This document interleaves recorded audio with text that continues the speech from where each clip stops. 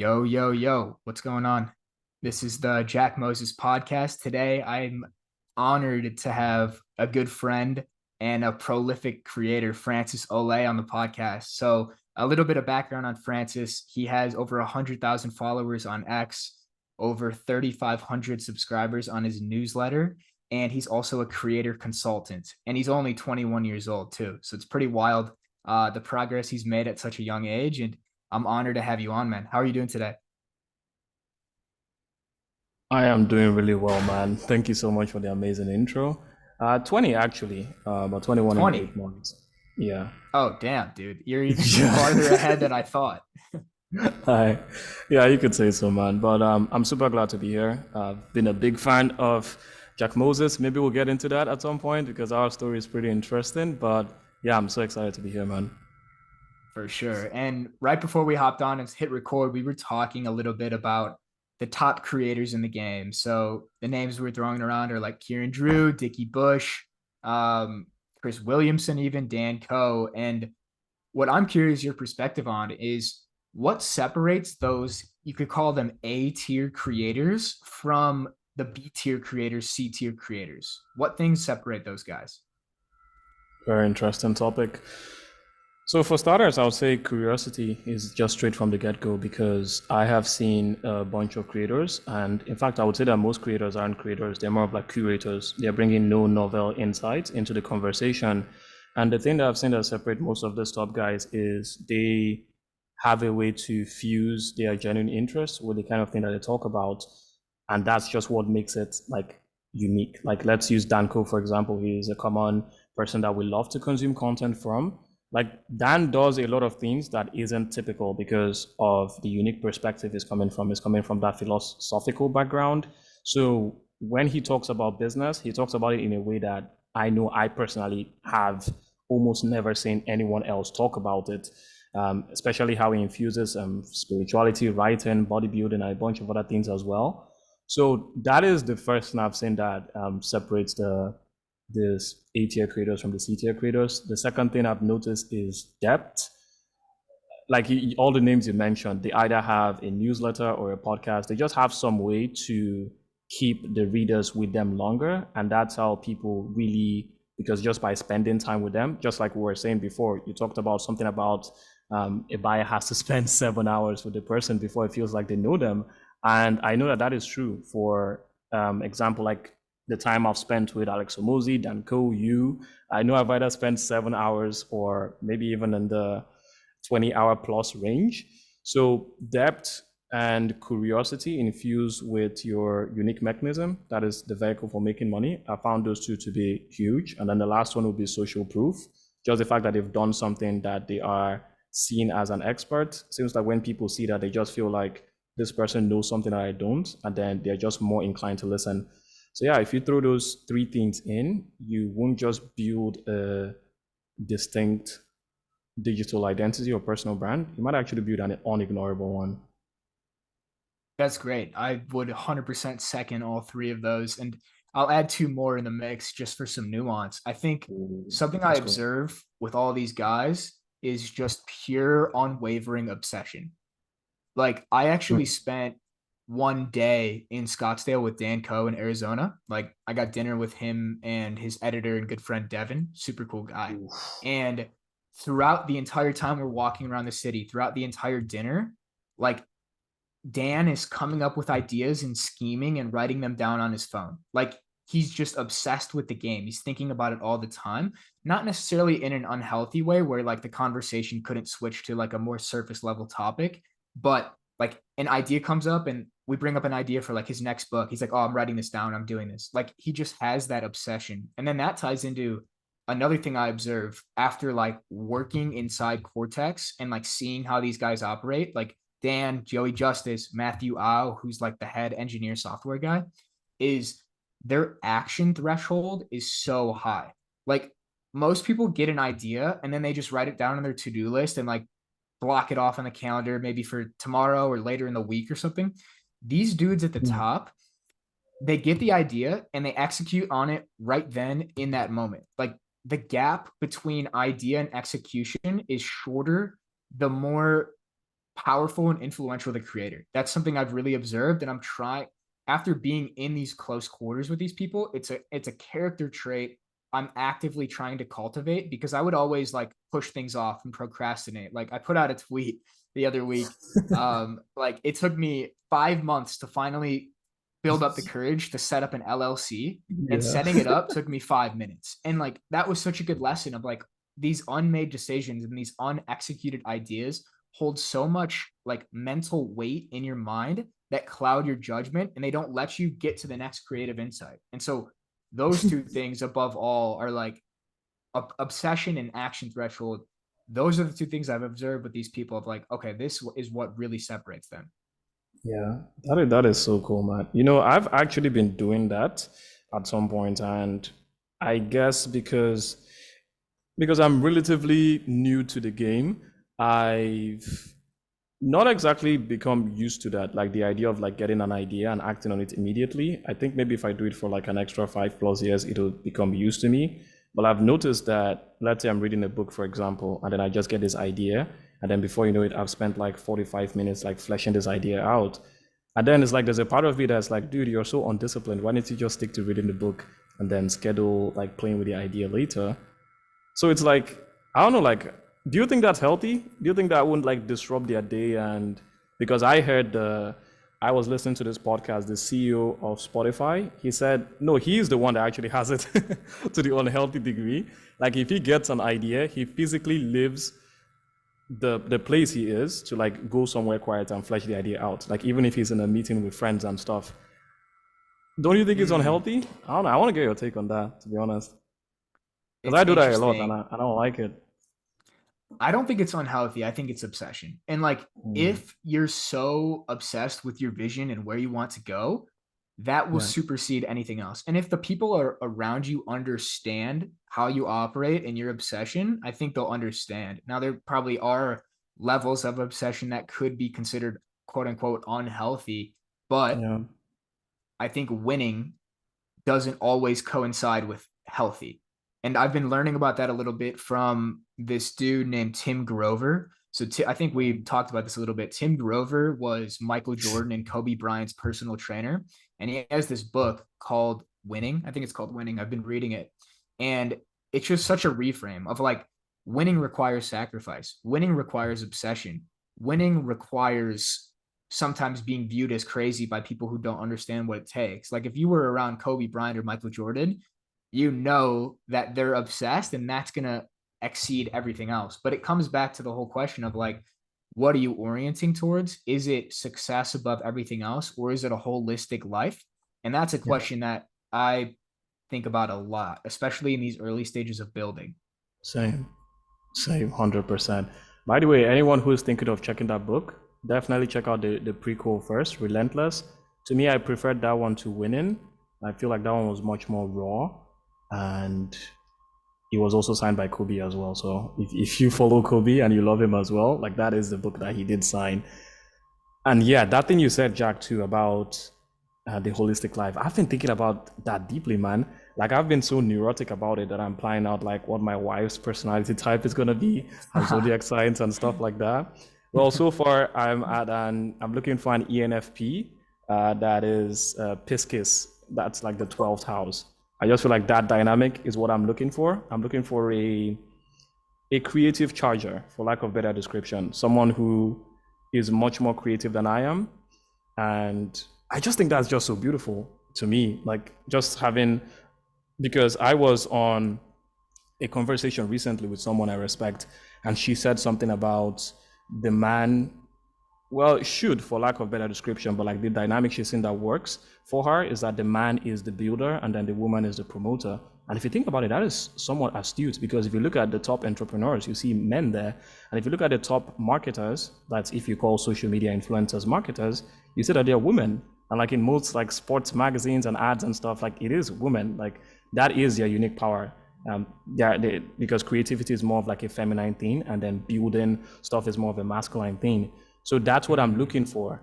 But then again, I'm thinking so much about the business and the impact I want to leave on the world that then I'm wondering about kids. Because recently, I think we'll talk about this in a bit. I broke my brothers out of boarding school We're not like literally jumped into the school to take them out, but I convinced my parents to take them out, to switch them to a day school model so that I can personally handle the second half of their education, because I spent 6 irreversible years in boarding school, and there's still a part of me that hasn't forgiven my parents for putting me in there because it limited so much. I think if I wasn't in boarding school, I probably would have started entrepreneurship at 14, not 18. But that dynamic, like ever since I broke them out and I've been spending a lot of time with them, dude, they are so annoying. They are 10 and they are twins and they are both dudes.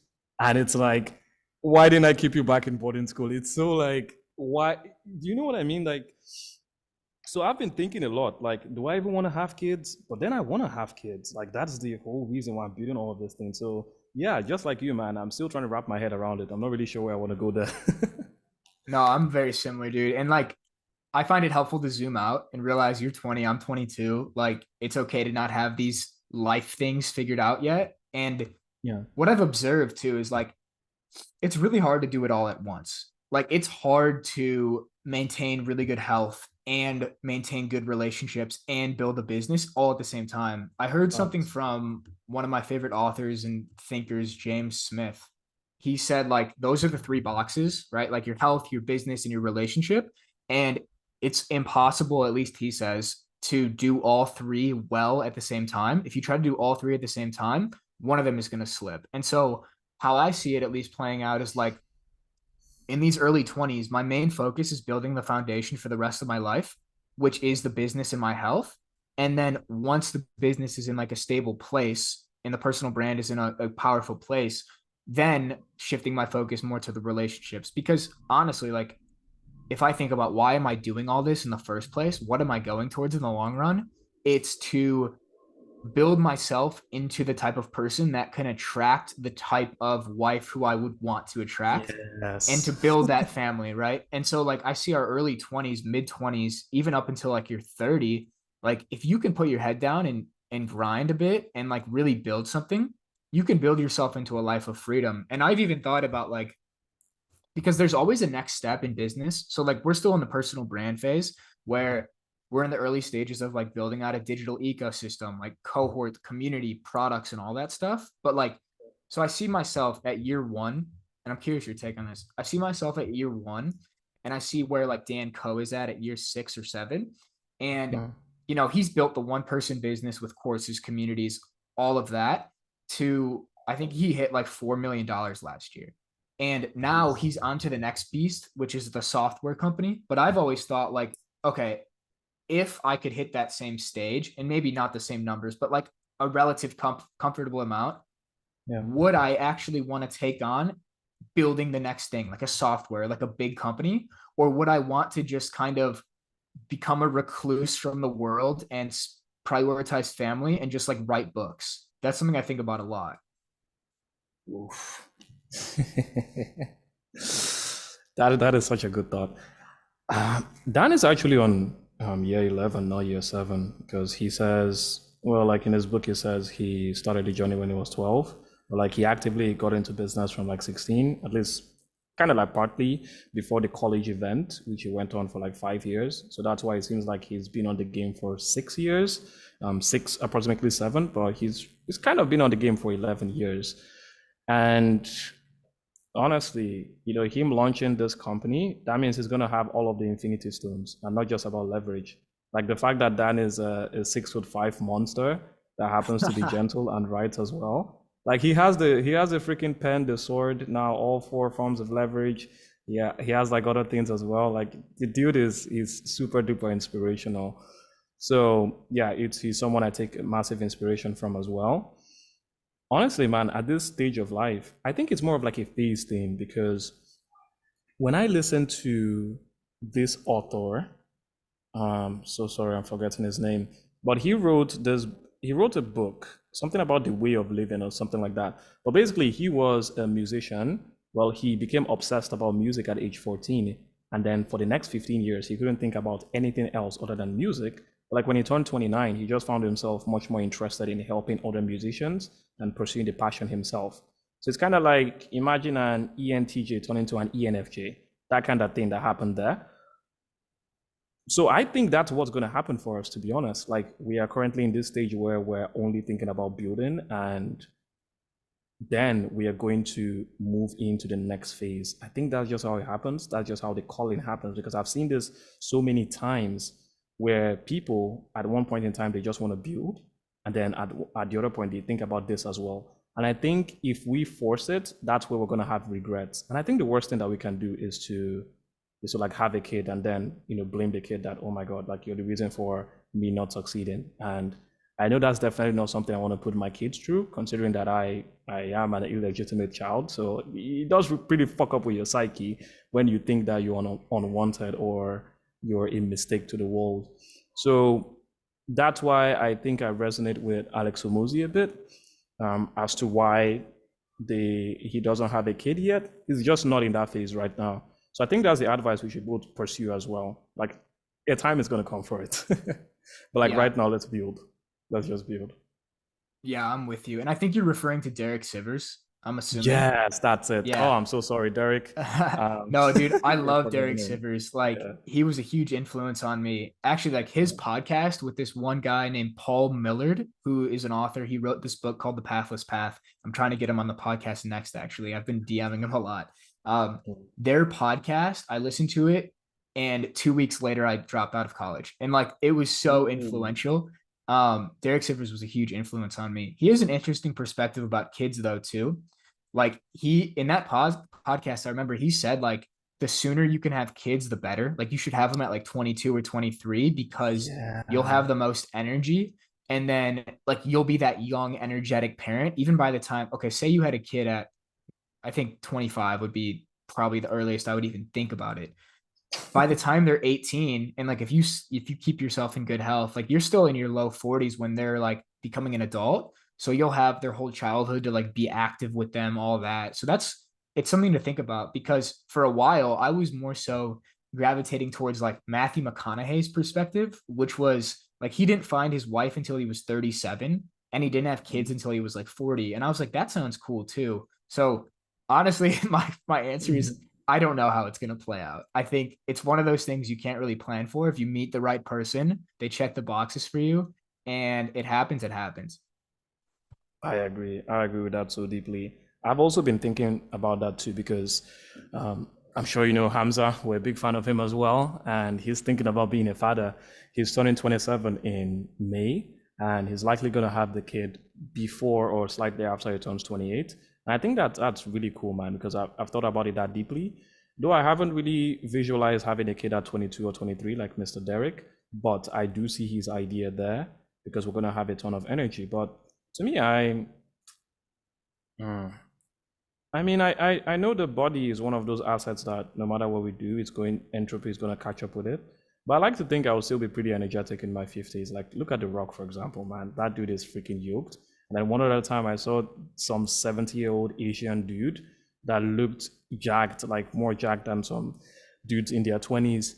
So yeah, I don't agree with that perspective in terms of energy. I think you can do something about your energy, but then at the same time, Jack, I think I think the best phase of life is, how do I put it? I think it's best to do it when it's the time to do it, not like super duper early, because it's like when you're making decisions too, you want to think of the long term and how irreversible the decision is. So like kids is Yeah. literally the most irreversible one. It's Yeah. so it's one to thread with very carefully. And I'm so glad that we are thinking about this, despite being this young, because like most of our mates aren't thinking about it. I think they should. I really wish that they would. So we're gonna come up with something. We're gonna come up with some ideas. I know. I know. Yeah, it's This will interesting be because the I did biggest not project. I didn't expect the conversation to go this way, but I love it. And Oh, I love I it, think man. tying Mm. it in, like when you're in your 50s and being high energy and good health and everything, it's like it goes back to the idea of building the foundation now.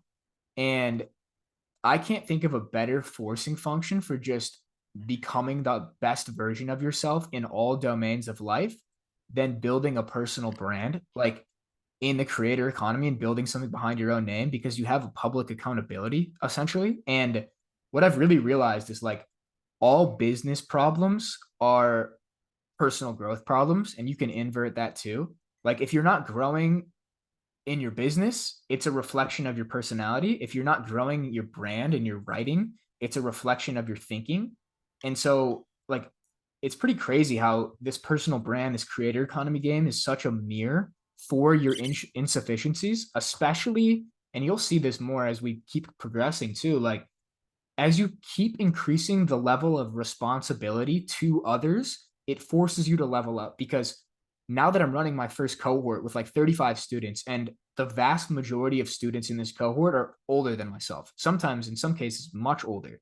And that position of responsibility, it's been the greatest way to cut bad, immature, childish habits. Like, I don't know, staying up late, playing video games, like not eating good. Like, I want Yeah. to do all those things, or I don't want to do all those things now because I have other people relying on me. So I guess I'm curious, like, when you started in this creator stuff, did you see it as this major inflection point in your personal growth journey? And how has that evolved over the time you've been doing this?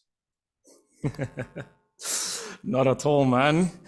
Not at all. I did not see it from the start. So, unlike me, actually, because I think in some ways, I grew up to be someone who thought way ahead of other people around my age. Because, for example, like this whole take of like family and dream wife and all of those things, I've been thinking about it for a while, for probably like half a decade now, at least subconsciously, but like super duper actively for the last 18 months. And I believe I also had a valid structure of like what I believed I wanted to pursue in life, like my purpose. But when it comes to the creator economy, it never was that way for me. So I started on Twitter in October of 2022. This was about 2 weeks after I fully got into business. I got into business on September 24th, 2021. I was just kind of dabbling on the platform at the time. I won't really say I was taking it like full time, but when I tried other means of generating leads, like outreaching to people, by the way, looking back on introspection, what I was sending wasn't outreach. I was literally spamming people, and now I see why I didn't get a lot of response rates. So I came online because I saw that having a large following directly led to like having more leads. That's how I saw it. Because when I saw a bunch of the other people in the Nigerian space that had high followers, I saw like they had high lead flow. I mean, of course, they did run ads, but at the same time, by building on these platforms with these followings, they had literally free people that were converting into sales. And some of them, they openly talked about it. So when I saw this, I was very open to the idea. So at the start of January 2022, I opened a Twitter account and I was ready to go. Now, I picked Twitter because it was the best platform that I could use. So growing up, I wasn't exactly a picture or video kind of person. I avoided platforms that had those very heavily.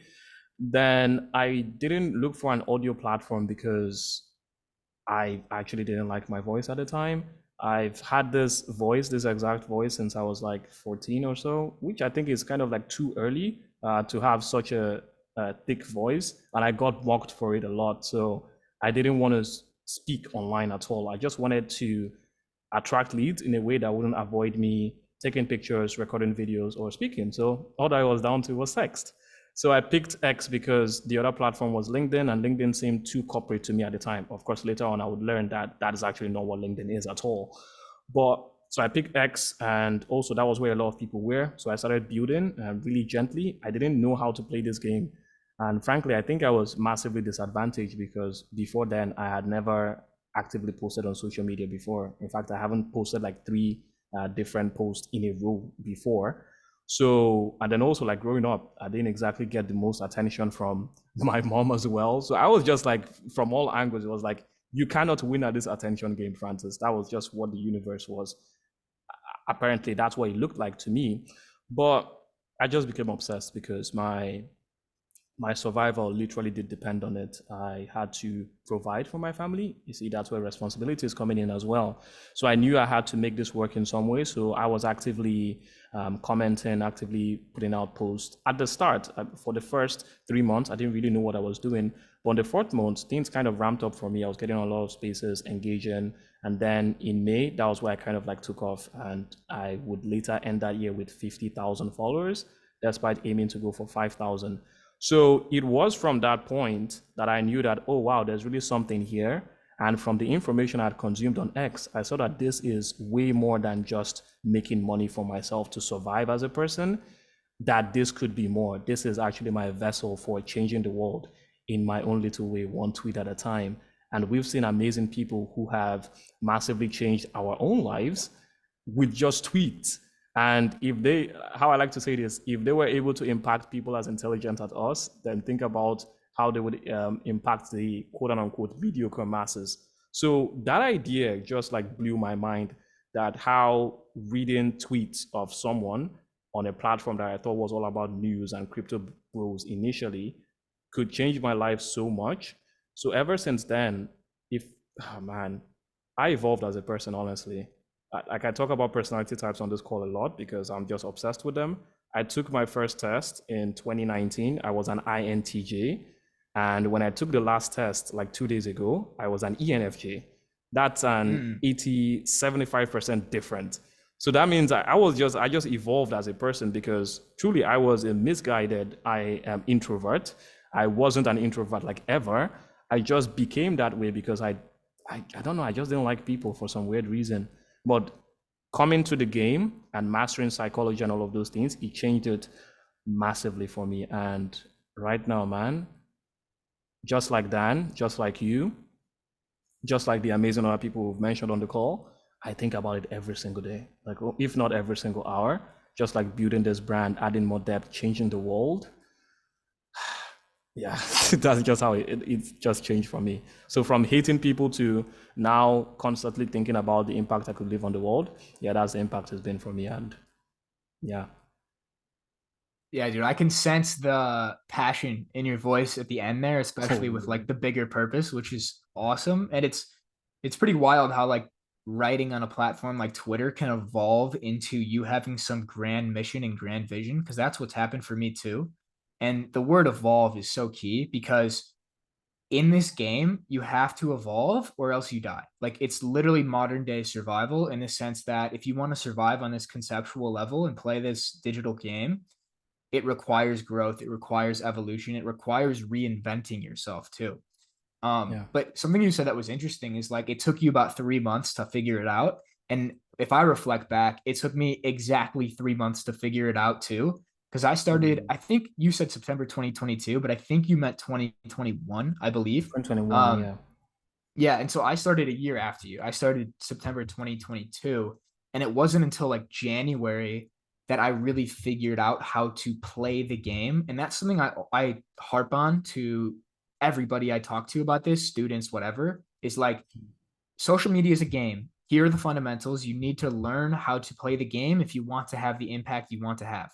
And so for you, like what were those couple principles or realizations you had to help you understand like how to play the game better? Because some people might not even know what that means. You know, I figured this one out recently, but it's kind of like one of those ideas where at the start you just have inklings of it, but eventually it just finally connects for you. To me, I see brand as your digitized self. Like if you take the version of you that is so free and flowing with your best friend or with just like your close friends and you put it online, you've built a brand because the people who call themselves creators or entrepreneurs, they're not doing anything different than what most people are doing. They're just playing the game on a platform filled with millions of readers and they get to make money doing what they love, making quote unquote friends online. So that is just how I saw it because if you think about it, a stranger is, you can just see that someone who doesn't follow you. And then when they follow you, it shows that they are interested. So now they're an acquaintance, just like someone that you know. And then when they become a fan by consuming like multiple interesting things from you, that's the equivalent of someone going from acquaintance to friend. And then in order to get super friends, you need to say so many interesting things that this person literally sees themselves in you and you've changed their life positively multiple times. And that's just the equivalent of a best friend. So this is the most foundational thing that I just understood about the game. That if I just focus on putting out really interesting things into the world in different domains that don't seem seemingly connected, but they all lead to the same purpose, like they create a path to the purpose I'm trying to get to. If you can synergize that, you have built a brand. Like to me, that is, if I got this lesson earlier on, I believe I would have been way ahead of the game. But then if we're to really boil things down to the very basic pieces, I see it as a three-step process. The first one is to really figure out what you want to do. What is the purpose for building a brand? For me, it was to generate leads at the start, and then later on evolve to impacting the world and things like that. So once you figure out what you want to do, then the next step is to position yourself that looks like someone that does the thing that you want to do. For example, if you're in to generate leads as a business owner, you want to actually look like a business owner, not some gaming bro or something. And then the next thing you want to do is to attract people who are just like you. That is your past self. Once you attract those people, then just focus on saying much more interesting things that those people are interested in. And you can know that they're interested in those things because your past self was interested in it. And while this philosophy sounds weird, if you go really deep into it, you find out that you understand others by understanding yourself. Like that is just how psychology works for me. If I can just understand myself fully, the problems I have, the things I like, and I put it out there, I'm going to find other people who are just like me, just the same way I made friends in real life. So then it just still ties to the same thing again. That's just what I've seen so far that works for me and anyone I've spoken to, clients, friends, and yeah, it still holds true to this day. I completely resonate with all those. And I do agree, like self-awareness is that meta skill where if you can cultivate that, you can pretty much do anything. But what I see from a lot of people, especially at the start, and a lot of people that end up just like giving up and quitting, Mm, is they fail to accomplish step two of what you laid out, which was attracting those similar people to you. And this is where, in my eyes, like playing the game comes into play. But so yeah. for somebody that is just kind of tweeting into the void, they can't seem to attract any followers, they can't seem to attract a network, all that stuff.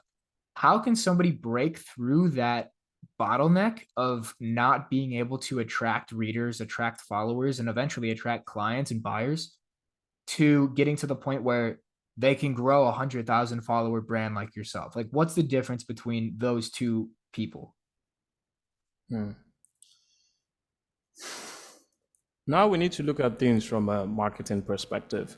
So one thing I've noticed is that for most people, their writing isn't that bad. Because frankly, like you know this, Jack, like when we were like 30 days into the game, like 30 days of like actively writing in some form, even if it's for just like 30 minutes a day, you've pretty much become somewhat of a good writer. That if you just get distribution on your stuff, you could get like 1 million impressions. Like this is just one thing I noticed. I noticed I overcomplicated this too early. I thought I had to be writing for like 3 hours every single day for 2 years before I would get my first viral post, but that's not what happened. So it really matters on distribution, man, because I know just like you've probably seen a bunch of posts that they aren't well written or the post itself isn't even high quality, but you see that it goes viral. And the difference between that person and uh, the person that we are talking to, which I assume is someone who is intelligent, someone who has some form of experience. Because, dude, like if you are not a 2 year old, trust me, you have experience that you can teach to someone else. Like that's just it. So I would say understand how to communicate as a person, and then get a lot of distribution on your work.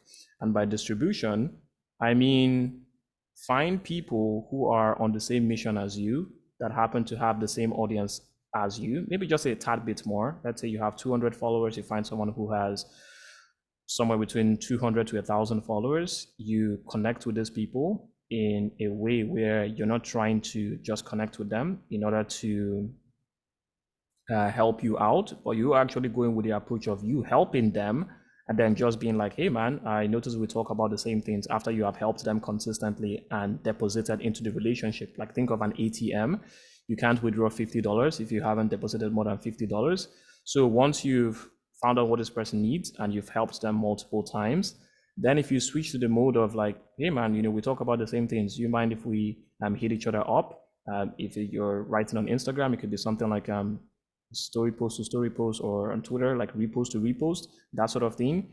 You will find out you get way more people And if you can do this, let's say you have like 5 people who have your audience and you all are engaging with each other, because man, this is the exact same thing I did, and I've been talking about this for a while, but it seems like no one is doing it.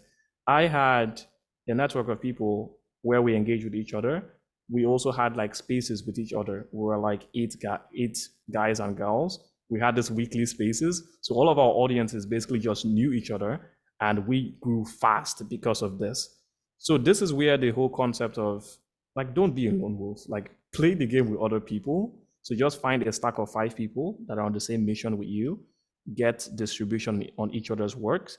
And then for Twitter, once you get above 1,000 followers, things just pick off from there. That's one thing I've noticed in terms of like getting distribution from me. So get crystal clarity on who you are and who your past self is. Find 5 other people who happen to be like so like-minded to you, then get them to share your work and you will get more reach. And once again, like you know very well, Jack, you don't need that many followers in order to make a killing as well. So that's what I would recommend. Yeah, I'm super glad you brought that piece up because in my eyes, it's like the writing is 20% or even maybe 10% of the battle. The networking and social connections are 80 to 90%, but True. everybody skips that step. And then they wonder Yeah. why they never grow and they like claim the game is rigged and all this stuff. I mean, like newsflash, the game is rigged. It's a game. You have to learn how to play the game if you want your message to be spread to people around the world. And I Yeah. said self-awareness is the meta skill. Maybe there's a couple. I think the other meta skills are social dynamics, game theory, and just psychology and like understanding other people and realizing. And what I mean by game theory is basically like exchanging value and like making it mutually beneficial for both people. Because if you just meet somebody and then you're like, yo, can you retweet my post? And you've never built a connection with them or given them any value up front, why would they do that? Right. But if you can actually build a genuine relationship, offer to help them, send them a video that reminded you of them, and you build this real human relationship, at that point, like you have friends and those friends would more than happily let you like help you grow.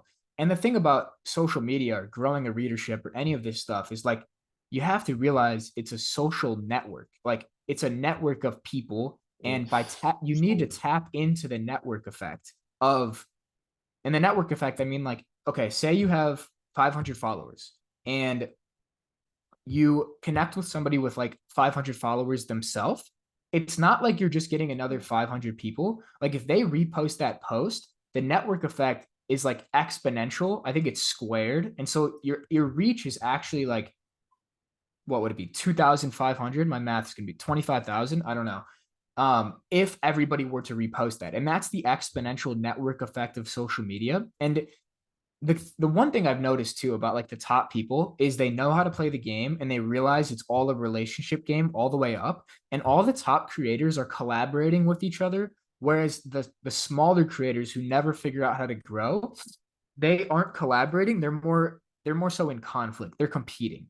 And that's the biggest thing. It's like you don't have to compete with other people. Like you can do it in a healthy way. I've done this in the past where like me and a friend, we were like, let's race to 5,000 followers just to like motivate ourselves to go quicker. But realizing that like social media and online business and the creator economy is such a positive sum game where it's not like one person wins and another person loses. It's like you can all help each other win because everybody follows 500 to 1,000 people.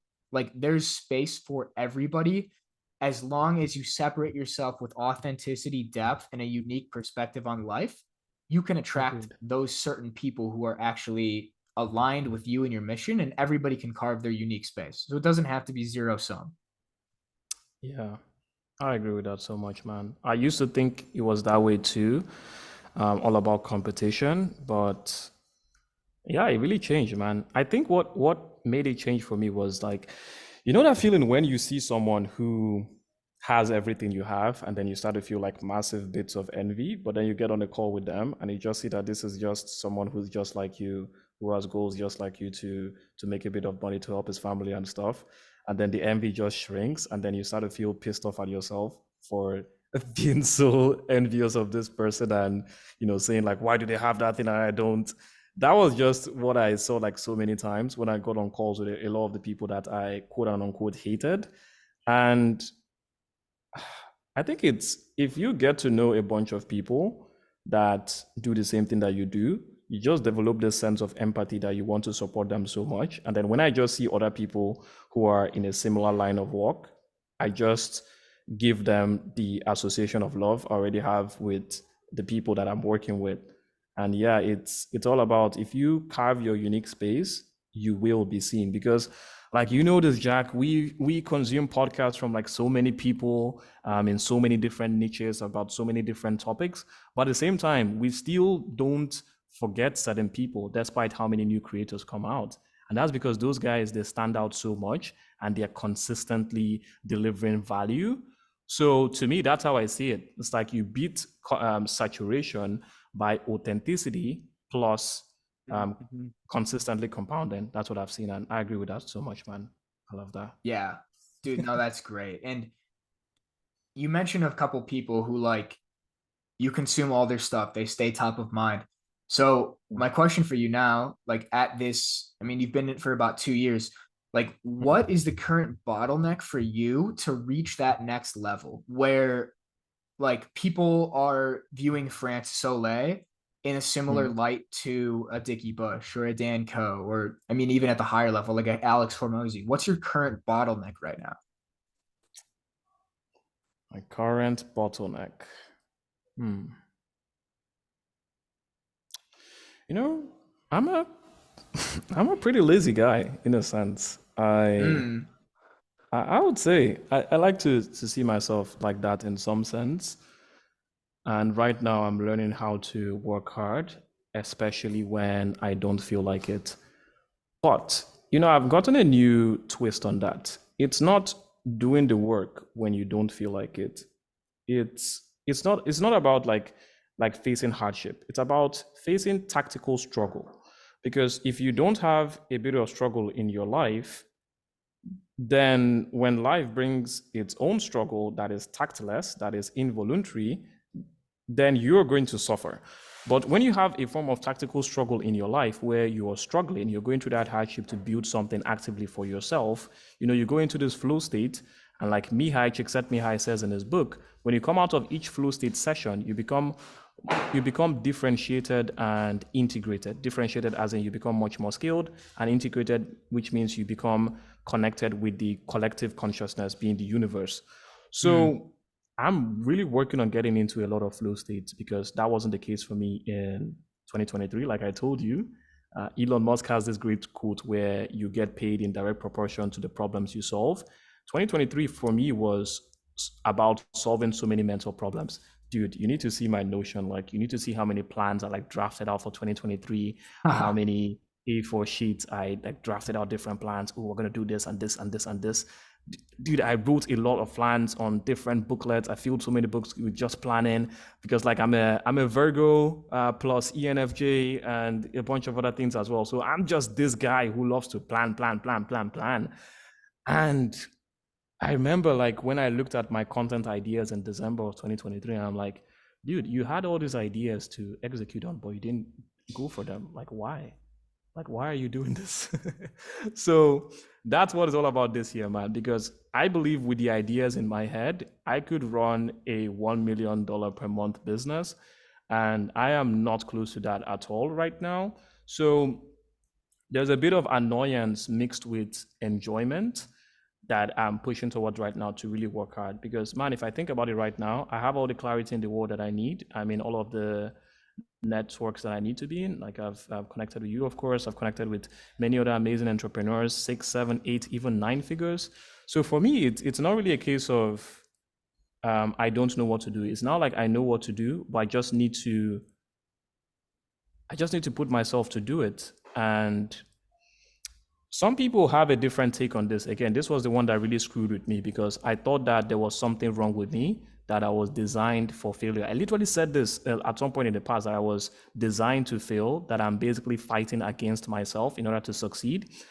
But I don't think Mm. it's you fighting against yourself. It's you fighting for yourself against the resistance. It doesn't feel like it because your body has been trained to do certain things that are not in alignment with your goal, thanks to entropy and other factors that are not you. So the fight isn't against yourself, it's for yourself against whatever force that is. Stephen Pressfield calls it the resistance.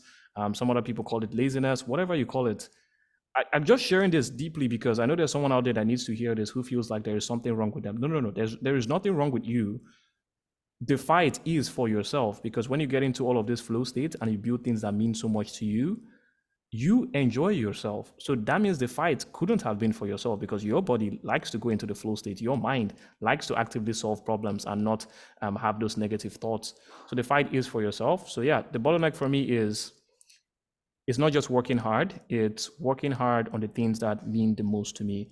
And I'm blessed with the fact that I have a clear understanding of what my current purpose layer is, and I have a unique set of passions that I'm working on. I'm currently working on a lot of projects that really exhaust me when I go down to sleep, and they get me up excited in the morning. So that's just what I'm pushing on, and I know I'm gonna get there. Yeah, there's no better feeling than like going to bed exhausted because you pushed yourself mentally, physically, etc. And Oh then yeah, man. waking up, like you hear your alarm and you're just out of bed. You're like, let's go, let's crush. Dude, And I don't even use an alarm anymore. I just feel excited and I just get up and build. There was that's a one good time I had sign. 4 hours of sleep. I was still excited. I just went to build. I've done the same thing, dude. Like there was a time I remember I posted my first YouTube video like in March and I woke up Yeah. at like 3 a.m. and I was like, I just want to do this. Like I can't I just sleep. want to I'm build. so excited. Yeah, it's so exciting. But I Mm, think you only get to that state once you have the clarity. And I think we're both mm, at the stage now of like we have clarity on where we want to go. But for so yeah. long I didn't have any. But Mm, once you have that clarity, it's like you solve one problem and then it reveals the next problem. And now that I have the yeah. clarity, it's similar to you. It's like I see it as shedding old identities because let's say to build yourself into a $1 million a month creator business, you Yeah. have to first become the type of person who can do that, right? And to do Mm, that, you have to adopt the new identity of that person. You have to shed the old identity of your old self. And it's interesting you brought up laziness because I wasn't going to say that for like what I was thinking, but it's 100% nail on the head because that's a current bottleneck for me too right now. It's like I see the only thing holding me back from getting to where I want to go is that old identity of laziness, essentially. And I think I've kind of programmed myself into a lazy identity just because of past circumstances in my life. Like in yeah. college, for example, like I was playing football, but I wasn't enjoying it. I was escaping reality a lot, and my habits were all that of a lazy person. So like smoking weed all the time, playing video games, sleeping in late, and like now that we're on the path to becoming high-level entrepreneurs, it requires shedding those old identities. And so I'm curious for you, like what is that identity or what are the character traits of the person you're trying to build yourself into and what are those character traits and identities you're trying to actively shed? That is deep. Just I before love it. that is deep, dude. I love this so much. I heard this quote. Before I get into this, I just want to throw in like an important point before I then answer your question because this is very important. I needed this a long time ago. I heard this quote one time, and this one guy he said, "The reason why you're not successful is because you are afraid of success." Mm, And that never made sense to me because since I was like 11 years old or so, I was like, I want to be successful. I want to do big stuffs. Like I wasn't in the state where maybe my family was like super duper poor or anything. I mean, we were poor from an objective standpoint, but it wasn't really motivated by any negative circumstances. But I just felt like this deep pull inside that I wanted to be more. Now, of course, later on, when I did my whole zodiac sign thing, it turns out I'm a Taurus, and Taurus is like a Taurus North Node, which is the kind of person you want to be. And yeah, we're just like super ambitious. But when I then saw that quote and I saw that, well, I was definitely not succeeding as much as I wanted to, I was then like, what did he mean? That didn't make sense at all. But as you know, Jack, the more we get into epistemology, philosophy, like all of this stuff, a lot of things that don't make sense actually make sense because the word nonsense literally has the word sense in it. So I kept it at the back of my mind. And later on, it finally dawned on me. By the way, once again, Jack made me aware of this. I read a post he made where he made it clear to me the reason why I wasn't chasing success, and it was because of fear. And the one habit he recommended was meditating. And ever since I've been meditating, ever since I read that letter a couple weeks ago, and ever since I've just been meditating consistently for like 30 minutes straight. So that particular part of the body is the amygdala. And just pardon me to explain this like a bro, not a pro. Jack is a pro, I'm the bro.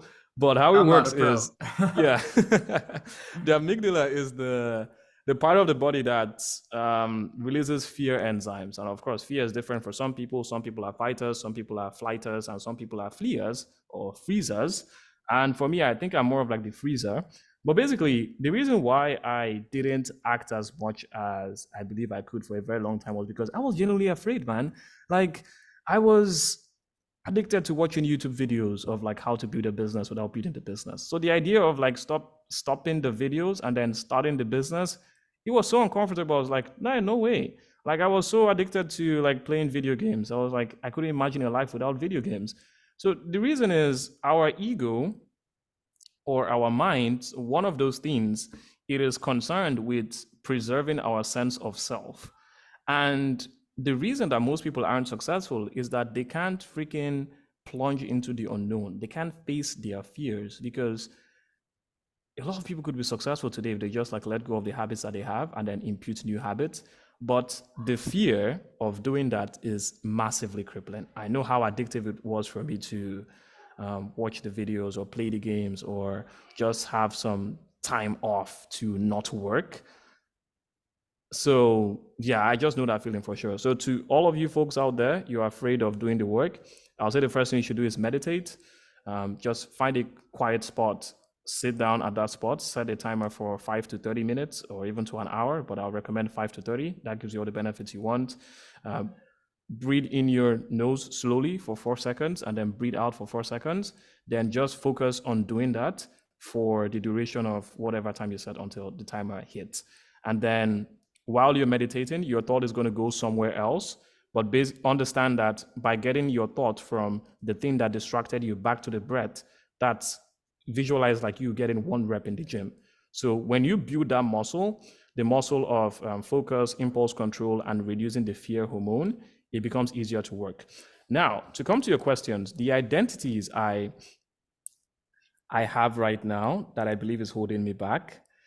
One, I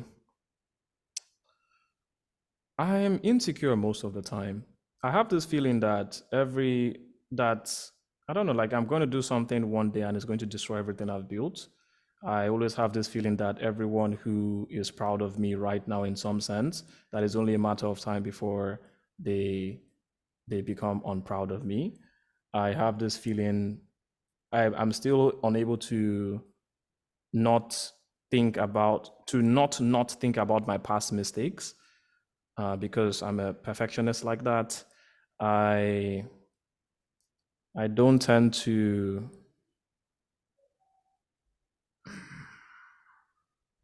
It's really just a lot of these thoughts that's in my head, really about being insecure and being a turbulent person, a very conscientious person. And I know that it's heavily limiting because if I spend more time engaging in the activity without thinking about myself, I know I'm going to perform better. But it's something that I'm actively working against, which again is why I'm undergoing the meditation habit. Another identity I have that isn't helpful to me is that I believe that there is only so much that I can do. And that is because, dude, when I listened to the David Goggins podcast, one of his recent ones, and he talked about spending 20 minutes on one page before he understands the message there, man, I felt that. Dude, I can't count how many times I read a Dan Cool letter or watched a podcast from Jordan Peterson, and I couldn't digest the information at once. Like I had to spend a lot of time on the page than what I believe most people do. So when I look at that, and when I also look at my work rate too, I see that I put in a lot of work to get somewhat little out of it. But of course, with the leverage gods, the media that I have, I'm able to spend maybe like 3 hours on something and it gets seen by 30,000 people. It feels somewhat worth it. But because of that, because of this evidence that I have, I see it as I can't achieve I can't achieve like everything I want to achieve. because I want to achieve some things in like multiple domains of life. So those are the two things that I heavily think. And when I flip it over, I like to think that the ideal version of myself, the authentic self, is someone that is assertive. He's not someone that thinks too much about what other people think about him. If he just believes that if he does the job, he doesn't have any reason to be insecure at all. He believes that if he provides the most value in the relationship, then he has nothing to be insecure about. The person getting disappointed with them or anything like that. And then he's also someone who believes that while his goals seem massive, because I kind of believe that mine are a little bit too massive, but I believe that my ideal self, he sees the goals and they're like, man, like you have so much more in the tank to do. Mm. So yeah, I think I need to do more positive affirmations in that domain. I'm still kind of getting used to the idea of positive affirmations not just being delusions and a waste of time. But I think like with exposure therapy, I'll get to understand the appreciation more. So yeah, that was a very good question, Jack. I appreciate it for asking that. It really made me think of that. No, I loved your answer too. I mean, there's so much I could hit on there. I mean, the Mm, first piece I wanted to hit on was the meditation. mm, And to some people, I know that feels like a waste of time. And this is kind of telling myself, like, you need to still be doing this, like, mm, repeatedly. It needs to be a habit because to me, it's just this little block during your day that allows you to zoom out and gain perspective. Because when you're so in the trenches with working, emails, clients, like it's hard to zoom out and ask, like, why am I doing this? Or like, where am I going? And I think introducing some type of pattern interrupt into your day and into your life on a broader scale is so important. Like some of the most profound realizations I've had have come from two main things. One, sitting in meditation for like 60 minutes. That is what led me to leave college, meditating for 60 minutes. It led me to moving back home with my parents and doing a monk mode because I meditated on it for 60 minutes. And then the other thing, which is kind of tangential, I think it's very similar, is like psychedelics. Just a mm, lot like taking a day to completely introspect and zoom out and say, okay, am I on the path? Where am I going? And to me, meditation every day is like that mini pattern interrupt where you can actually look at yourself objectively from an outside view and watch your mind and see where it goes and ask yourself if you're aligned. The other piece you hit on that I liked a lot was like the insecurity and the self doubt and the imposter syndrome. I don't think you said imposter syndrome, but that's what came to my mind. That's something that I think about all the time. Like there's always that little voice of like, they're gonna find out you're a fraud. They're gonna find out you don't know what you're talking about. Like it's all everybody's gonna figure you out. yeah. And I kind of like Hormozy's frame on this. Like you crush imposter syndrome and self-doubt with a stack of evidence that you are who you say you are. And what's really helped me in this is like taking on projects and taking on responsibility that other people aren't willing to take on. And so I had a huge surge in self confidence and self belief when I built my free performance course, the Peak Performance Primer, because Ooh, I I put love that one. 250 plus hours into that course and it was free. And like, if anybody wants to take it, you can sign up for my newsletter and I'll send it to you for free. But 250? yeah, dude, probably Whoa. at least 250 hours, like for writing the entire script. I mean, it was like 48 chapters, and I had to make slides and then record videos, figure out how to set up the software and all that stuff. And it was so much effort. But what I kept repeating to myself is like, because this is so hard, 99% of people aren't going to be willing to do it and persist through. And so you're separating yourself that way. And so after I finished that and launched it, that was a huge boost to my self confidence. And then that gave me the confidence to go launch a cohort because I'd proven to myself that I was capable of pushing into the unknown and taking on a project that I thought was out of my comfort zone. And so increasingly, the imposter syndrome has gone down, but it's always there when you're taking on a new endeavor. Like my first cohort group call, like there was like 30 people in there, like half of them are in their 30s or 40s and they're just like expecting me to give them something of value. And that was like, holy shit, like, do I know what I'm talking about? Like, Yeah. am I wasting these people's money? But what I've realized is like, you can shortcut self doubt and you can squash the insecurity and imposter syndrome through relentless preparation because The next call, I prepared 3 times as long. I made the presentation 3 times as much. I practiced it, and I went in with so much more confidence because I put in the work to prove to myself that I'm the type of person that is capable of this. Man, that is so cool. Was building the course fun for you? Yes, I would say it was. I mean, now that I'm building projects, like there's no feeling like building something, like actively building something where you Yeah. wake up every day and it's just top of mind. And like it also, it's like your lens for reality because every idea or insight I have is a potential idea I could implement or put in the project. Like last night, actually, before bed, I was reading $100 million leads, like which is usually not a book type of book I would read before bed, but I was reading it and Hormozy completely reframed my idea of a lead magnet. And I woke up this morning and I had this completely new idea about like, okay, the peak performance primer is a good lead magnet. It's a lot of value, but Hormozy said the best lead magnets solve narrow problems with big solutions.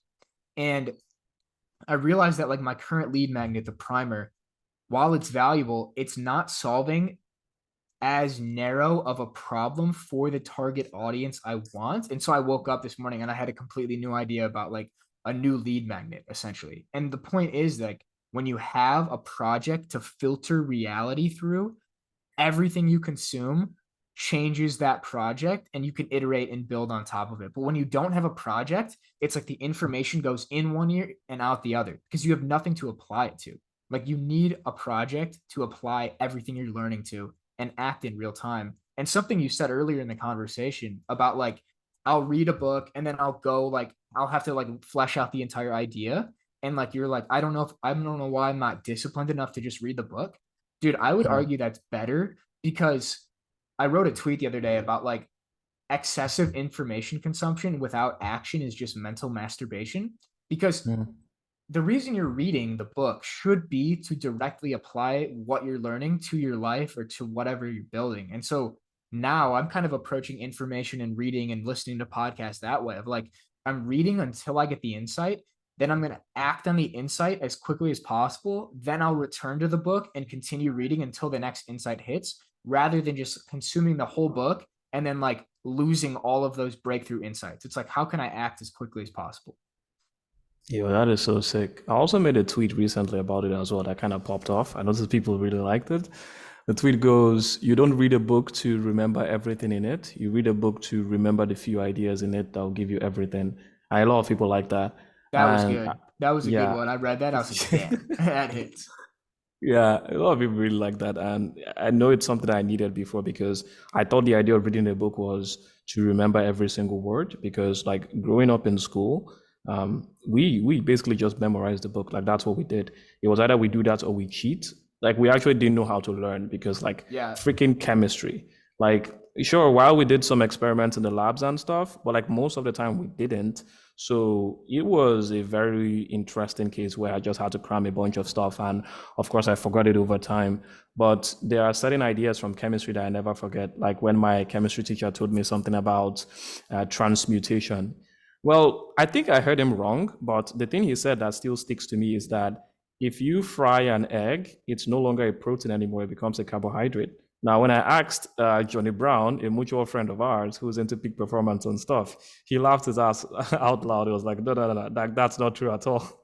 But like, still, I remember it because of how practical it was. Like, it was in relation to an egg, like a food that we consume much. So, yeah, I don't think fried eggs are carbohydrates anymore. So, by the way, I've been having lots of eggs recently, like 2 to 3 eggs every single day. I haven't really seen benefits yet, but I want to give it 30 days before I give a judge on it or like write a thread about it. So really fascinating to see as well. And dude, then you gotta up yeah, those. You gotta up the eggs to like 6 a day at least. I'm thinking 9, bro. Hamza. Yeah, he's Yeah, the one that yeah. introduced me to the idea, and he pops like 9 a day. But like 9, It's a lot yeah. of eggs. It's a lot of eggs, to be honest. But I'm also thinking of like having variety as well, because I've been having a lot of boiled eggs and it's getting kind of boring. So to introduce novelty, I'm gonna be frying them some more, doing some scrambled eggs, having like a raw egg and milk shake like early in the morning. I just want to get creative with it. But yeah, 9 eggs is the goal. I don't think above that is healthy, but again, define healthy. You never know until you just keep on building. By the way, you Yeah. said something that was interesting too about meditating. So my you know what, Jack? I think I have an idea of working that is limiting me so much. Just like you said, like, when I'm reading a book and I get an idea that forces me to leave the book, there's a part of me, that perfectionistic part of me that loves to be structured and stuff that's like, what are you doing? Like, no, stick to the course, that sort of thing. But I understand that, creativity is a messy kind of pursuit. So then Yeah. here's what my meditation looks like. Like when I'm in the zone, I'm breathing in slowly, in and out, then an idea comes to mind.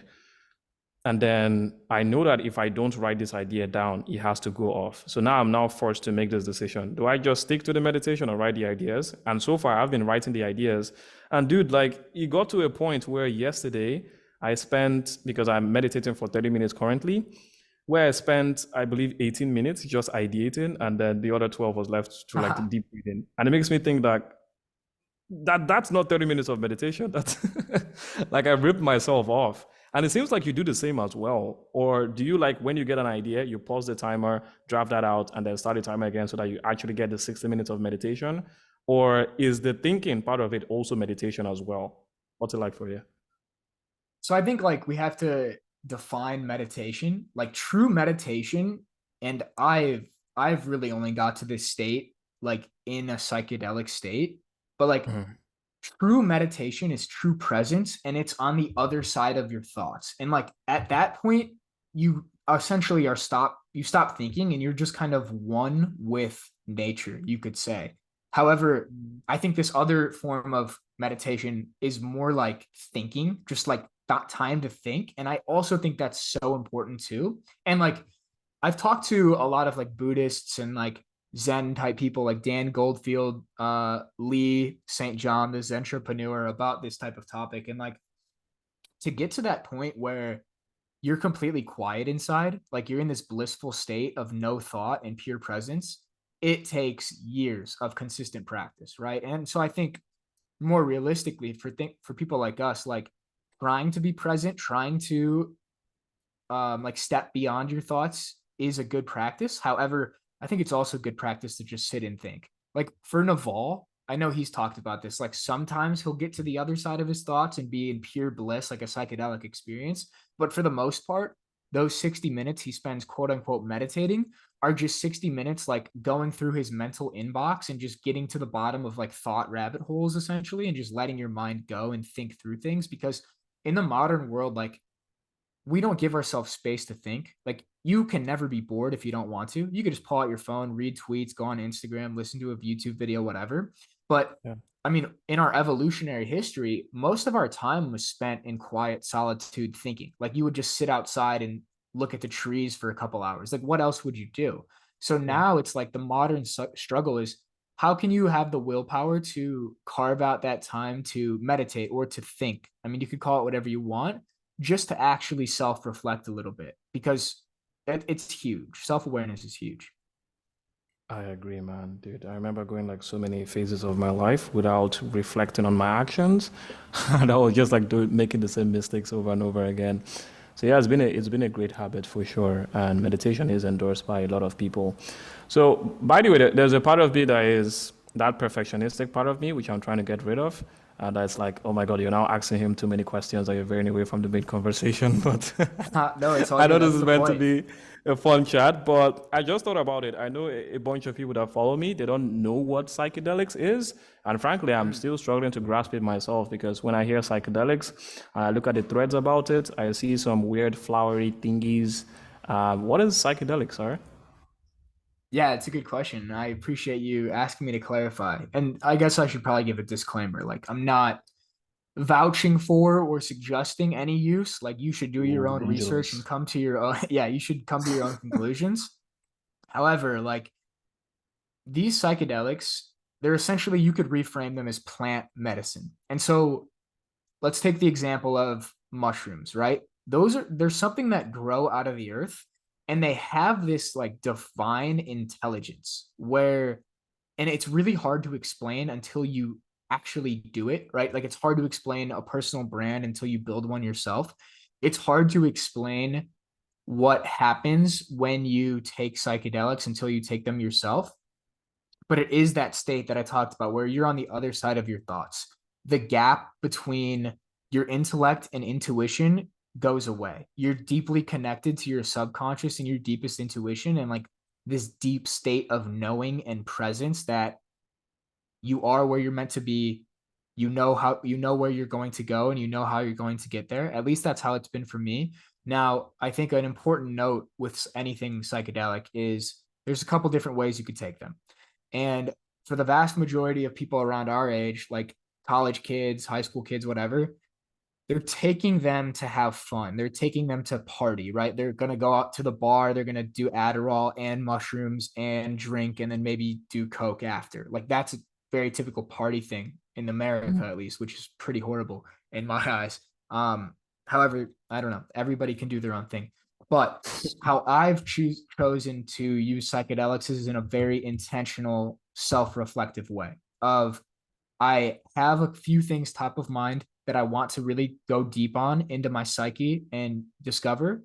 And I want to either be alone or with a couple really close people who I trust, who I can feel like I'm comfortable around.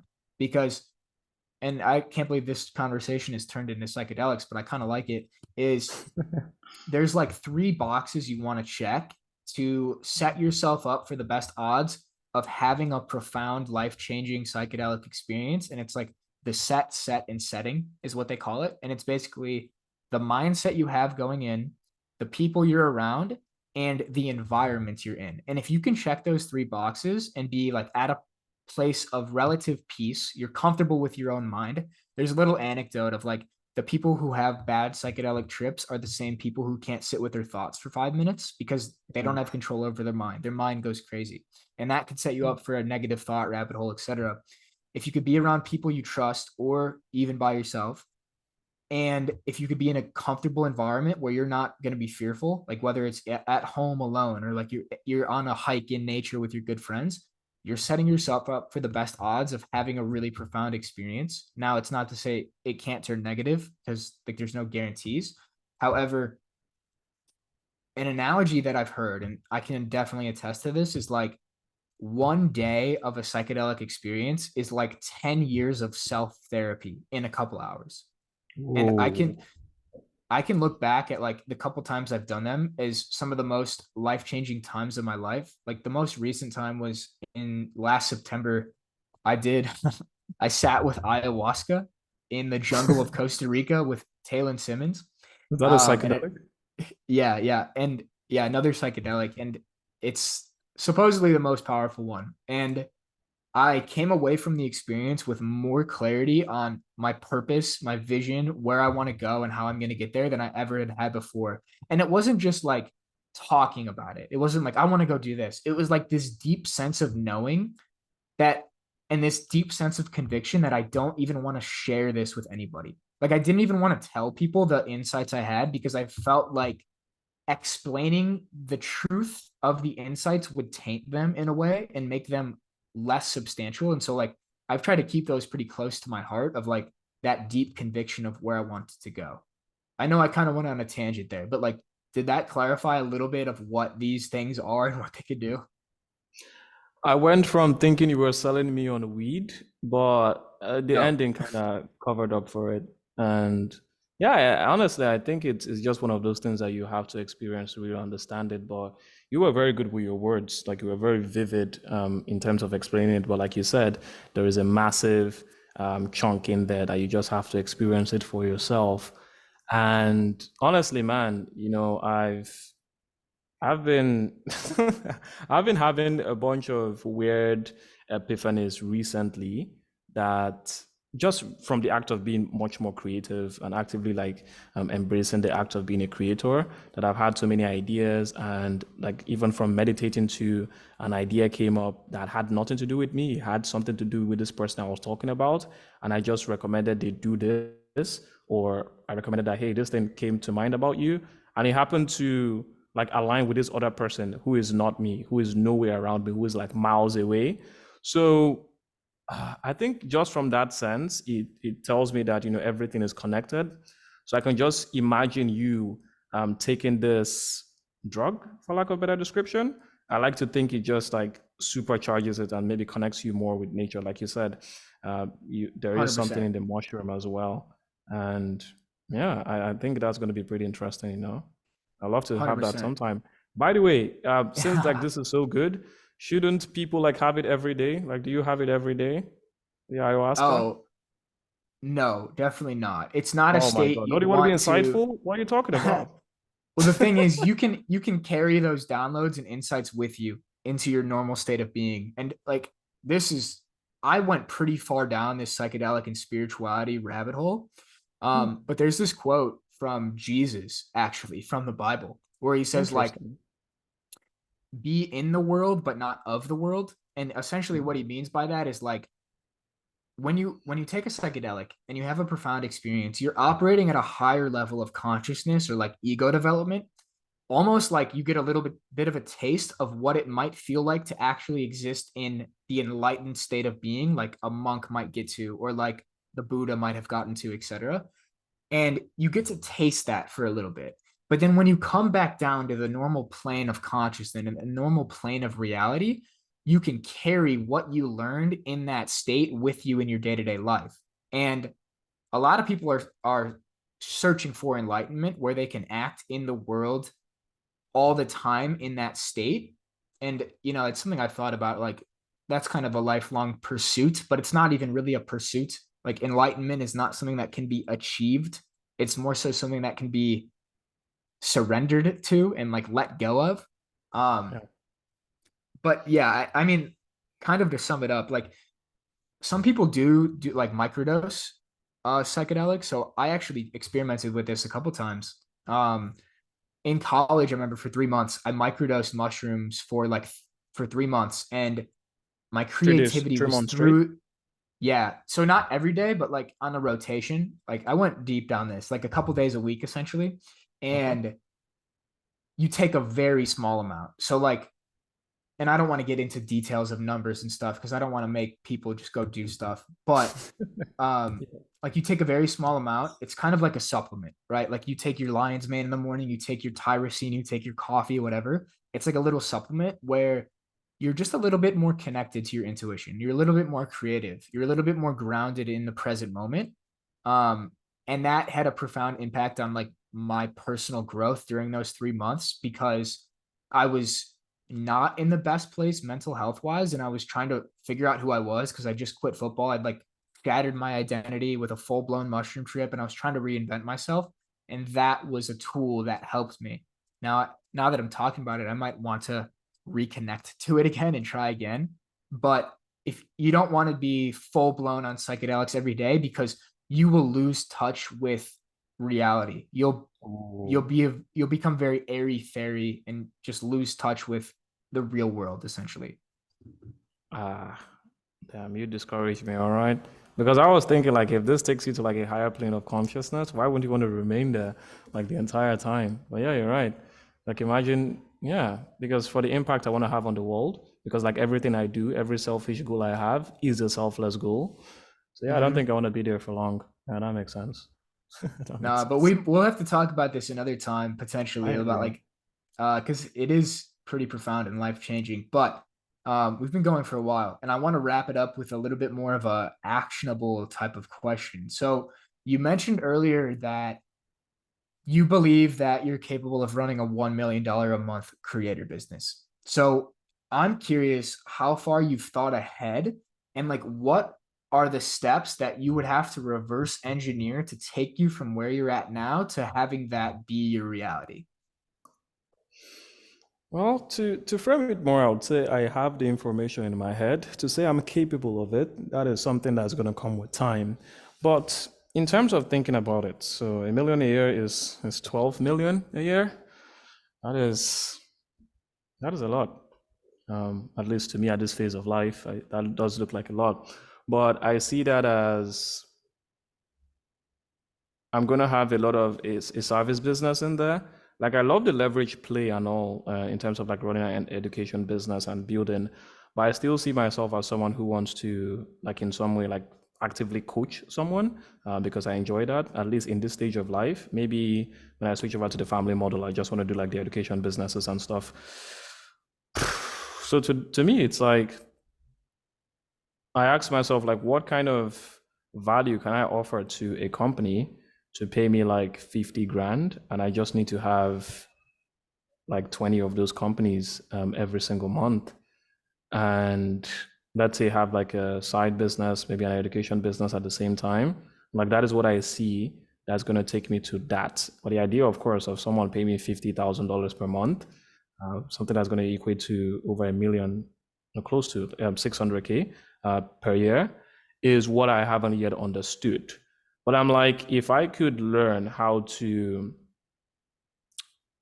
bring a business something valuable, something that is worth 10 times that, like $500,000, because I know people who have gotten this for some of their clients, and I know that these people, they aren't that, for lack of a better description, better than I am, like in that particular skill. So I know it's something that I could learn. So right now, it's going to require me to write a lot. It's going to require me to think a lot, to focus a lot, to to ayahuasca once in a while.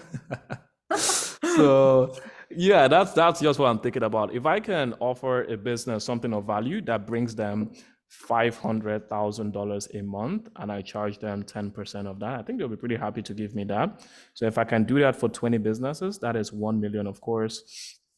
Then if on the side I'm running an education business, a community or a cohort, I know that can fill up for the remaining chunk of income that's going to go away to like the margins, because of course I'm not going to run such a business at 100% margins. So I think that and an education business, I think that's going to get me to $1 million per month. I'm sorry I'm not being very concise because, well, one, I haven't planned it out fully, which of course, thank you so much, Jack. And now it's something I have to, after I get off this call, I need to actively think it out. But at the same time, it's like one of those goals where it is out there for me. It's something that I need to think deeply about. I need to become more skilled at before I really have that clarity. But I just see it as it's going to be service business plus education business. And in fact, I think that's even a limiting perspective because frankly, while I do want to be in service, now it's a question of, do I want to be working actively with 20 businesses per month? I don't think I want to do that right now. So maybe I could do that with just an education business and I'm just coping. I love that Hmm. you're already coming to new conclusions. And the reason I Yeah. asked it, of course, like if you knew the answer, you'd already be Yeah. doing it, right? It's like something you have to figure out along the way. But I was Yeah. just curious where your current line of thinking with it was. And like, I do think thinking big like that and like bringing those huge goals to light and like right in front of your face forces you to think about them in a way that if you never thought about it, like, and it was just kind of this abstract number out there, you never actually have to figure out the steps to get there. So I feel like this is something that's going to keep evolving for you. And like, we're going to have to keep talking about it because I haven't actually set like a number like that, but it can't hurt to reverse engineer. Um, but dude, this was an awesome conversation. It went a lot longer than I expected, but I feel like that just happens. We could just flow. I agree, man. I really enjoyed this one for sure. I really like a quote to tie back the point you made. I made this tweet recently, something about if your goals aren't so big that it make your head hurt, your fingers twitch, and I believe I used some other adjective. They're not big enough. And if your goals aren't small enough that they get you into the flow state, get you exhausted at night and excited in the morning, then they aren't adequate enough. And yeah, that's why I really enjoy this exercise more because it's not something I've thought so deeply about. I mean, frankly, I've spewed out numbers that at some point I want to be doing 9 figures a month. Not for me personally. Frankly, I'm not exactly a big spender or a high stepper or anything like that. It's just because of the goals I have for the future, the people I want to help themselves, and that's going to require a lot of money. It's going to require a lot of attention. So honestly, man, thank you. I need to even think bigger than I currently am in order to get to that phase of life because why I don't like to be in fear mongering mode, like urgency all the time. But like time is of the essence. Like society isn't exactly getting any better, considering that a lot of people are descending and entropy is really messing a lot of lives.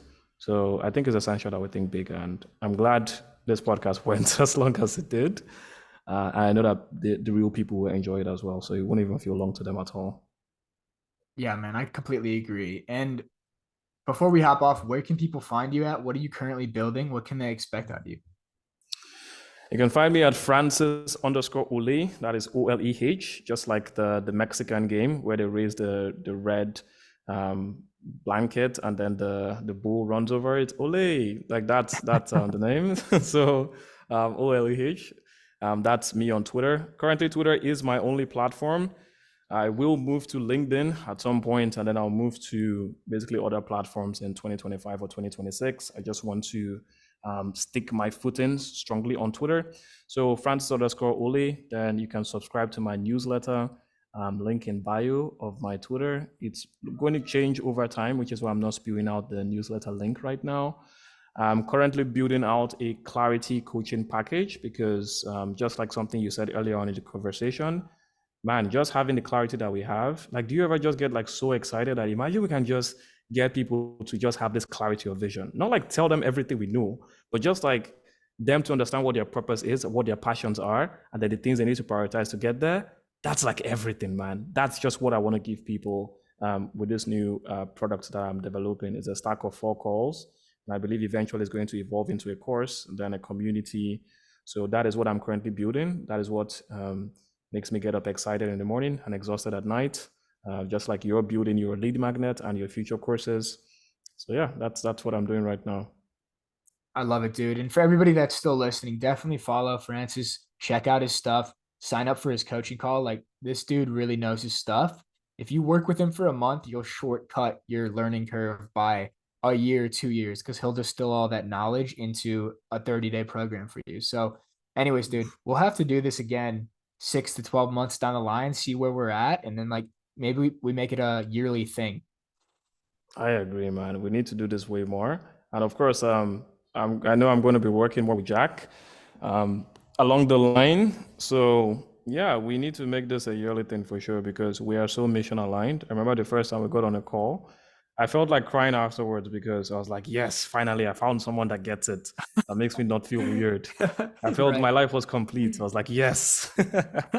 So yeah, we should definitely do a lot more of this. We're also going to be doing a ton of spaces as well. So just in case you're listening to this because I shared it, you should definitely give Jack a follow. Jack Moses Zero. He's the guy. He really knows the stuff. And subscribe to his 4,000 word newsletter as well. It sounds long, but trust me, it's not at all. There's a lot of value in those words. Thank you, man. I appreciate it. All right, man. Love it as well.